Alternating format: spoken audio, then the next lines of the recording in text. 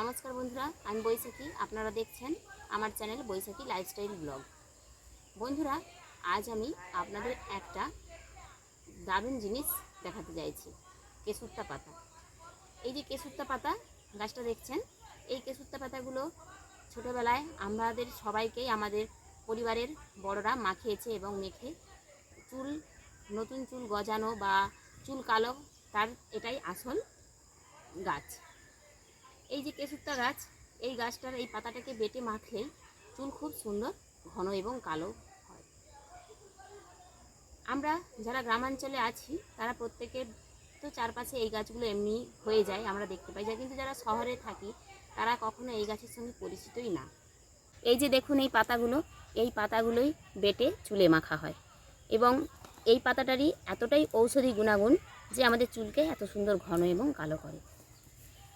আর দেখুন, আমি পরশুদিন ভিডিও করে নিয়ে গেছি আমার বড় বড় গাছগুলো, আর আমি এগুলো আমার বাগানে রেখেছি চুলে মাখবার জন্য। এগুলোকে সব সংগ্রহ করে রেখেছি, কিন্তু দেখুন কে আমার গাছগুলোকে সব তুলে নিয়ে চলে গেছে। দেখছেন, আমি আজকে এই গাছটার পাতা তুলতে এসে দেখলাম আমার গাছগুলোই আর নেই।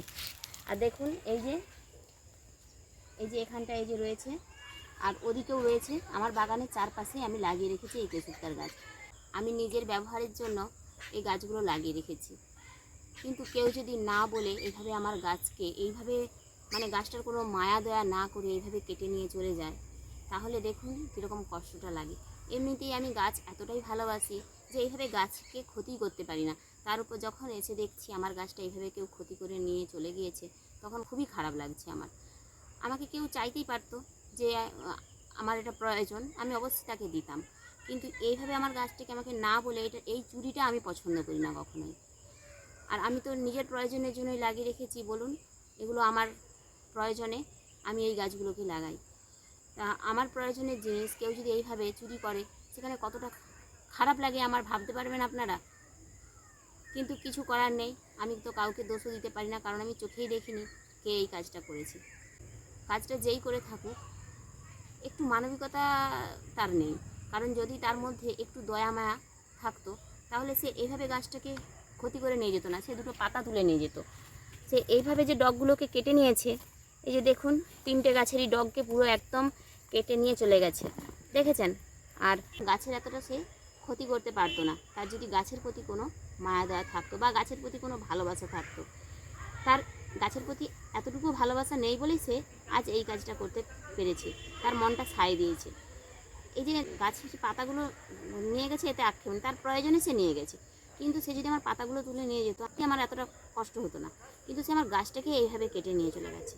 আর আপনাদেরকে তো বলা হয়নি, এই যে বাগানটা দেখছেন, এখানে আমার এইভাবে প্রচুর গাছের ক্ষতি করে। এটা তো কেশুত্তে গাছ, আমি আমার বড় বড় এরকম আমের চারাগুলোকে উড়িয়ে ফেলে দিয়েছে, কলম আমের গাছগুলোকে ক্ষতি করেছে। একটা বড় ওখানে হিমসাগরের গাছ রয়েছে, যদি আপনাদের দেখায়, সেই গাছটাকে মেরে দিয়েছে, বড় হওয়া গাছ। কতগুলো পেঁপের চারাকে আমার উড়িয়ে ফেলে দিয়েছে। এই যে একটা আম গাছ দেখায় আপনাদের, আসুন। এই যে আম গাছটা দেখছেন, এই আম গাছটাকে 3বার উড়িয়ে ফেলে দিয়েছিল। দেখুন, এই আম গাছটা সব থেকে সুন্দর আম গাছ হয়েছিল, একে বারবার উড়িয়ে ফেলে দেওয়ার জন্য এই আম গাছটা আর গ্রোথই নেয়নি। দেখুন কীরকম আম গাছটাকে বারবার করে এই গাছটাকে উড়িয়ে ফেলেছে, দেখেছেন। বারবার দেখুন এমন উড়িয়েছে, আমি আবার লাগিয়ে গাছটাকে অনেক কষ্টে বাঁচিয়ে তুলেছি। আর আমার এই গাছগুলো সবই দেখুন বস্তাতেই দেওয়া রয়েছে, আর ওটা নিচে ওই যে বারবার উবড়িয়ে ফেলেছিল, যার জন্য ওটা আমার ওই নিচে আমি আবার লাগিয়েছি। আর ওই যে দেখুন প্রত্যেকটা গাছই আমার বস্তাতেই দেওয়া। এই যে হিমসাগরের গাছটার কথা বলেছিলাম, এটা সেই গাছটা আমার মাথার ওপরে উঁচু ছিল। এই গাছটাতে কে কী করেছে আমি জানি না, কিন্তু দেখুন আমার খুব সুন্দর একটা গাছ এভাবে মারা গেছে। এই দেখুন গড়ার শিকড়গুলো দেখুন, এমনি এমনি জানি না কেন শুকনো হয়ে নষ্ট হয়ে গিয়েছে এবং কালো হয়ে গিয়েছে। এই গাছটা তো মাটির গাছ সহজে নষ্ট হয় না, কিন্তু এই যে দেখুন এভাবে নষ্ট কি করে করেছে আমি জানি না, কিন্তু কাউকে কিছু দোষারোপ করতে পারবো না। আরও অনেক গাছ রয়েছে যেগুলো আমার অনেক ক্ষতি হয়েছে, যেমন লাল কাঁঠাল, পিঙ্ক কাঁঠাল এবং একটা সবেদা গাছ আর একটা মৌসুমি গাছ, 4টে গাছ আমার নষ্ট হয়েছে। তাই আপাতত আমি এটা মানে বাইরের জায়গা, এইখানটাতে আমার বাগান করার শখ, আমি এখানে করছি বাগান, কিন্তু যতক্ষণ না এটাকে আমি বাগানটাকে আমার সুরক্ষিত করতে পারছি ততক্ষণ আমারও মনে শান্তি নেই।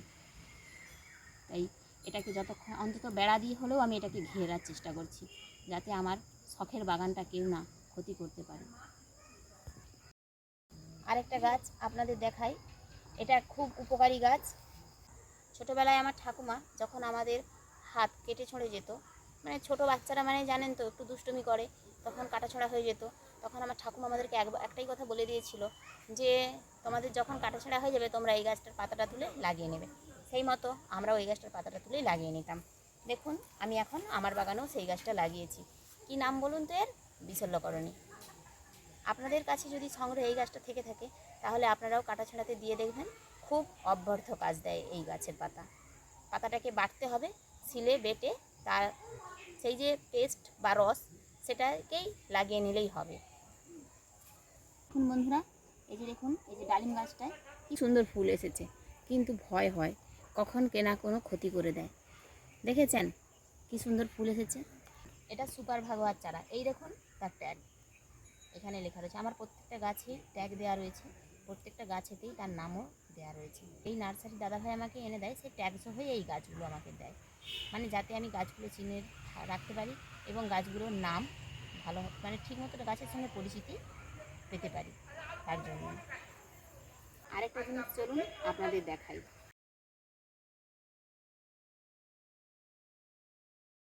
এই এত ছোট গাছে পেয়ারা হয়েছে। এটা নিয়ে এই 5 মাসে আমার এই গাছটাতে 3বার পেয়ারা এসেছে, কিন্তু বিশ্বাস করুন আমাকে একটাও খেতে হয়নি। কে খেয়ে নেয় আমি তাই জানি না। আর গাছটাকে লাগিয়ে রেখেছি এই যে একটা ছোট্ট বস্তার মধ্যে। এই যে এই বস্তাতে দেখছেন, দেখুন গাছটা এই 4-5-6 মাসেই কি সুন্দর হয়েছে বস্তার মধ্যে, এবং এটাতে সারা বছরই পেয়ারা হয়।